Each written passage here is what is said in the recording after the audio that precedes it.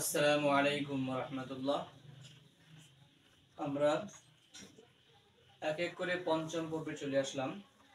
আজকে আমরা দেখব, আমরা এতদিন শুধু ছোট ছোট ওয়ার্ড দিয়ে আমরা প্র্যাকটিস করেছি এবং সেই ওয়ার্ডগুলো দিয়ে দুইটা থেকে তিনটা ওয়ার্ড দিয়ে আমরা সেন্টেন্স ক্রিয়েট করেছি এবং প্র্যাকটিস করতে বলেছিলাম। আজকে আমরা একাধিক ওয়ার্ড দিয়ে সেন্টেন্সটা একটু লম্বা হবে, এর জন্য আমরা দেখি আজকে। আর আমরা আগে বলেছিলাম যে আমাদের এই পর্বে 2-3 জন স্টুডেন্ট আমরা নিয়ে আসবো, যাদেরকে আমরা প্র্যাকটিস করেছিলাম।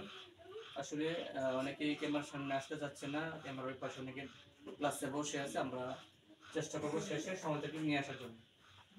আগে আমরা দেখে নেই, এইখানে লেখা আছে দিস। দিস অর্থ এই, এর আগে বলছিলাম এই, ইহা, এটি, অর্থাৎ এই শব্দটার 3 থেকে 4টা অর্থ আছে। যে অর্থটা সেন্টেন্সের মধ্যে যেটা বেশি সৌন্দর্য মনে হয়, বেশি পারফেক্ট মনে হয়, ওই সময় আপনি ওই অর্থটা ব্যবহার করতে পারবেন, কোনো সমস্যা নেই। আর ইজ অর্থ হয় অক্সিলারি ভার্ব, অর্থাৎ আমরা ফার্স্টে পড়ছি শুধু বুক। বুক অর্থ কি? বই। তারপরে আমরা আর্টিকেল লাগাইছি এ, যেহেতু ফার্স্ট লেটারটা ক্যাপিটাল, এই কারণে আমরা ফার্স্টে আর্টিকেল বসবে এ। তাহলে একটি বই এর ইংলিশ কি হবে? এ বুক। এখন আমরা এই দুইটা আমরা আগে পড়েছি, এখন আমরা এটাও পড়েছি, এটাও পড়েছি। ফার্স্টে এই দুইটা পড়েছি, তারপরে দুইটা পড়েছি। আজকে আমরা 4টা একসঙ্গে পড়ব। যদি আমরা বলতে যাই যে এটা একটা বই, এটা একটা বই, যেমন যদি বলি এখানে একটা বই আছে, এটা একটা বই, সাপোজ আমার হাতে একটা বই আছে, এটা একটা বই, তখন এই কথাটা ইংলিশে বলতে হবে দিস ইজ এ বুক। যদি আমার হাতে বা আমার উপরে, আমাদের উপরে একটা পাখা আছে, যদি বলি এটা একটি বা এটি একটি পাখা, তখন ইংলিশ কি বলতে হবে? This is a fan. Thank you. This is a fan. এরকম ভাবে আমরা যখন, অর্থাৎ এই যে এখানে যদি কাঙ্ক্ষিত বস্তুটা কাছে থাকে তাহলে আমরা দিস ব্যবহার করব, আর যদি একটি থাকে ওই শব্দটার পূর্বে এ আর্টিকেল আমরা নিয়ে আসব। এইভাবে আমাদের চতুর্পাশে যত ওয়ার্ড আছে আমরা সেগুলি আমরা বলতে পারবো, সেগুলি আমরা নিয়ে আসতে পারবো। তাহলে যদি এখানে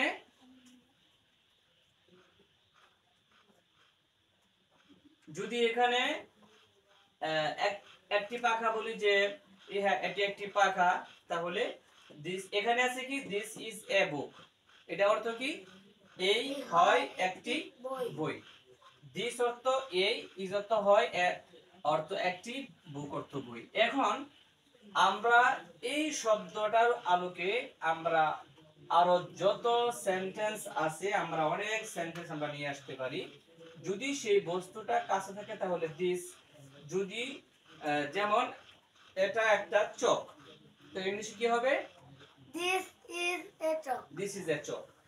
তাহলে দিস ইজ এ চক। এখন আমরা চক ছাড়া অন্য একটা কিছু বললাম, যেমন আমার হাতে আমাদের টুপি আছে, টুপি, এটা একটা টুপি, ইংলিশ কি হবে? This is A cap. This is A cap. অনুরূপ ভাবে আমরা যদি টুপিটা দূরে থাকে বা কাঙ্ক্ষিত বস্তুটা দূরে থাকে, দূরে কোনো বস্তু বোঝাতে যায়, তখন বলতে হবে দ্যাট। তাহলে আমরা দিস এর জায়গায় আমরা দ্যাট ব্যবহার করতে পারি। যদি বস্তুটা দূরে থাকে তাহলে দ্যাট, আর ওই বস্তুটা নিকটে থাকে, নিকটে বোঝাতে যায়, তাহলে দিস। বস্তুটা যদি নিকটে থাকে, যদি আমরা দূরবর্তী, দূরে আছে মনে করে বোঝাতে যাই, তাহলে দ্যাট ইউজ করতে হবে। আর এখানে যদি ওই বস্তুটার শুরুতে ফার্স্ট লেটারটা ভাওয়েল থাকে, তাহলে অবশ্যই এর সাথে এন, যেটা আমরা গত পর্বে আমরা দেখেছি। এখন এইখানে আমরা যত ওয়ার্ড আমরা ইতিপূর্বে পড়েছি, প্রত্যেকটা ওয়ার্ড আমরা এখানে নিয়ে আসবো, এখানে নিয়ে আসবো। This is a book, this is a pen, ইহা একটি কলম, দিস ইজ এ ফ্যান, ইহা একটি পাখা, দিস ইজ এ চেয়ার, এটা একটি চেয়ার, দিস ইজ এ টুপি, ক্যাপ, দিস ইজ এ ক্যাপের একটা টুপি। এরকম ভাবে এই জায়গায় যদি আমরা অনেক যত শব্দ আছে অন্য সমস্ত শব্দ নিয়ে আসব, নিয়ে আসে যদি সেই বস্তুটা ধরে বোঝাতে যাই তখন আমরা এখানে দিস এর পরিবর্তে দ্যাট বলবো। এইভাবে একবার দিস দিয়ে আর আরেকবার দ্যাট দিয়ে সেই একই দ্যাট দিয়ে একই বস্তু একই শব্দ, যেমন আমরা এখানে বুকের জায়গায় আমরা পেন ইউজ করলাম, আমরা পেন। কলম বলবো যে এটি একটি কলম, এটি একটি কলম, তখন কি হবে? This is a pen, this is a pen, this is a pen. তখন এই যে এখানে দিস ঠিক থাকবে, ইজ ঠিক থাকবে, এ ঠিক থাকবে, শুধু বুকের জায়গায় আমরা অন্য শব্দ যত শব্দ আছে আমার চারপাশে সব শব্দ আমরা নিয়ে আসতে পারি। তারপর যদি সেই বস্তুটা দূরে বোঝাতে যাই তখন আমরা কি বলবো? সেটি, সেটি একটি কলম, তখন দিসের জায়গায় কি বসতে হবে? দ্যাট, যে সেটি একটি কলম, তখন। আর এখানে যদি ওই বস্তুটার শুরুতে ফার্স্ট লেটারটা ভাওয়েল থাকে তাহলে অবশ্যই এর সাথে এন, যেটা আমরা গত পর্বে আমরা দেখেছি। এখন এইখানে আমরা যত ওয়ার্ড আমরা ইতিপূর্বে পড়েছি প্রত্যেকটা ওয়ার্ড আমরা এখানে নিয়ে আসব, এখানে নিয়ে আসব। This is a book, this is a pen, ইহা একটি কলম, দিস ইজ এ ফ্যান, ইহা একটি পাখা, দিস ইজ এ চেয়ার, এটা একটি চেয়ার, দিস ইজ এ টুপি, ক্যাপ, দিস ইজ এ ক্যাপের একটা টুপি। এরকম ভাবে এই জায়গায় যদি আমরা অনেক যত শব্দ আছে অন্য সমস্ত শব্দ নিয়ে আসব, নিয়ে আসে যদি সেই বস্তুটা ধরে বোঝাতে যাই তখন আমরা এখানে দিস এর পরিবর্তে দ্যাট বলবো। এইভাবে একবার দিস দিয়ে আর আরেকবার দ্যাট দিয়ে সেই একই দ্যাট দিয়ে একই বস্তু একই শব্দ, যেমন আমরা এখানে বুকের জায়গায় আমরা পেন ইউজ করলাম, আমরা পেন। কলম বলবো যে এটি একটি কলম, এটি একটি কলম, তখন কি হবে? This is a pen, this is a pen, this is a pen. তখন এই যে এখানে দিস ঠিক থাকবে, ইজ ঠিক থাকবে, এ ঠিক থাকবে, শুধু বুকের জায়গায় আমরা অন্য শব্দ যত শব্দ আছে আমার চারপাশে সব শব্দ আমরা নিয়ে আসতে পারি।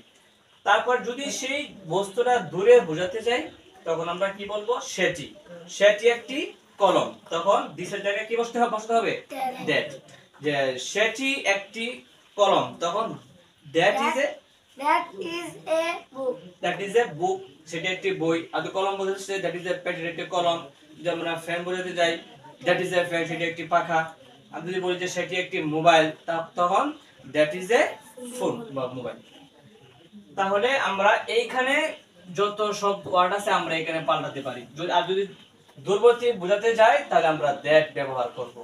এই যে এই বিষয়টা সকলে বুঝতে পারছি?